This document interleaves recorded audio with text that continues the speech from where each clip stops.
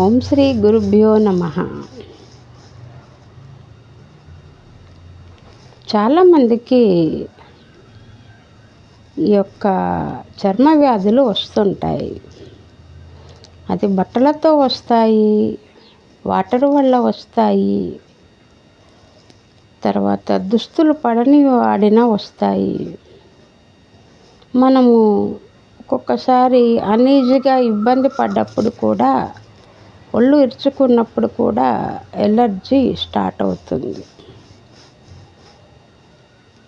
అయితే వెనకటి రోజుల్లో అయితే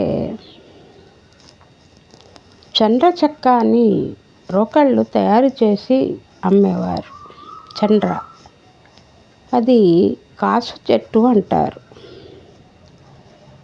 చండ్ర వాడినప్పుడు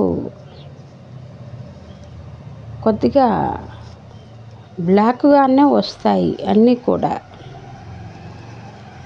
తెల్లగా ఏమీ రావు.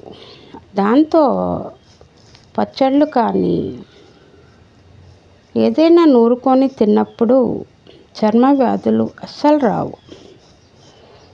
వెనకటి కాలంలో అది వాడటం వల్ల ఎవరికి ఎలర్జీలు వచ్చేవి కావు. ఇప్పుడు చండ్రనే అడ్రస్ లేకుండా పోయింది.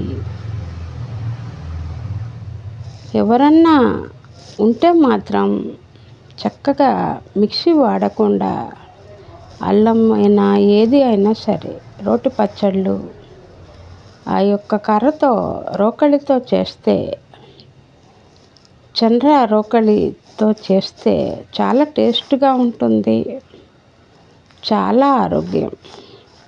అది మీరు ఆచరించి చూడండి. దురదలు చాలా వరకు ఇంకా రెట్టింపు అవ్వవు, ఉన్నాయి మాత్రం తగ్గిపోతాయి. అది లోపించటం వల్లనే ప్రతి ఒక్కరికి కూడా చర్మ వ్యాధులు బాగా వస్తున్నాయి. అది చర్మ వ్యాధులు బాగా ఉన్నవాళ్ళు మాంసాహారం కూడా తగ్గించి తినాలి. శుభం.